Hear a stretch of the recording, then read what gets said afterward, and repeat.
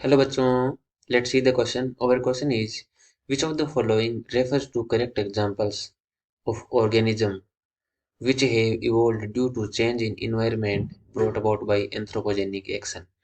ठीक है, ये क्या पूछ रहा है कि एंथ्रोपोजेनिक एक्शन के द्वारा कौन से हुए हैं, इनमें चेंजेस हुए तो ठीक है। सबसे पहले क्या देखते हैं, सबसे पहले देखते हैं की पॉइंट।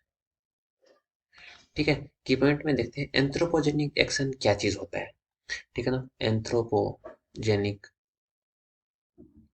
Anthropogenic action.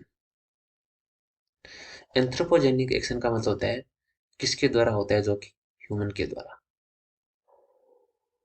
ऐसा एक्शन जो किसके द्वारा लिए गए, ह्यूमन के द्वारा। ठीक है ना, ह्यूमन के द्वारा कैसा एक्शन, जैसे क्या है कि यहाँ पर अपने एक प्लेट लेते हैं। ठीक है ना, उस प्लेट में बहुत सारे क्या है, बैक्टीरिया डाल दिए।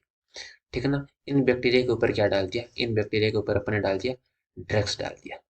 ठीक है ना, ड्रग्स डाल दिए।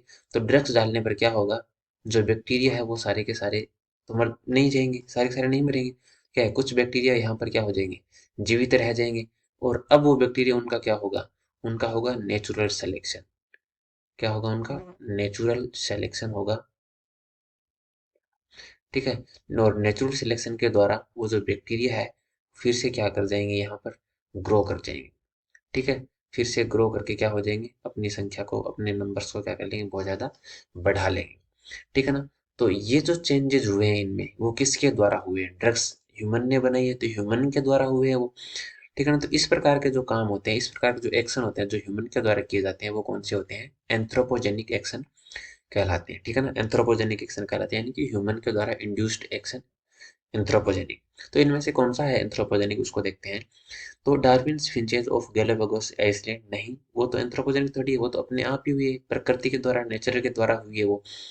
ठीक है, इसमें फिंचे क्या हुआ था, डार्विन की फिंचे जो ईड, जो सीड ईटिंग जो थी, वो क्या अलग अलग जगहों पर चली गई, तो अलग अलग हिसाब से अनुकूलित हो गई वो। उसके बाद में हर्बिसाइड रेसिस्टेंट वीड, ये किसने बनाई है, मानव ने बनाई है। हर्बिसाइड रेसिस्टेंट खरपतवार जो है वो किसके खिलाफ, किसकी प्रतिरोधी, जो शाकनाशी है उसके खिलाफ। बाद में क्या, ड्रग रेसिस्टेंट यूकेरियोट, ड्रग के प्रति जो यूकेरियोट है वो भी मानव के द्वारा, तो ये भी सही हो जाएगा। Man created breed of domesticated animal like dog, ये भी किसके द्वारा है, ह्यूमन के द्वारा का ये काम है। तो ये तीनों कौन हो जाएंगे, ये हो जाएंगे एंथ्रोपोजेनिक एक्शन, यानी कि सेकंड, थर्ड और फोर्थ। सेकंड, थर्ड और फोर्थ किस में है, बी में है। ओके, तो अपना आंसर हो जाएगा B. Okay, hope you understand it well, thank you.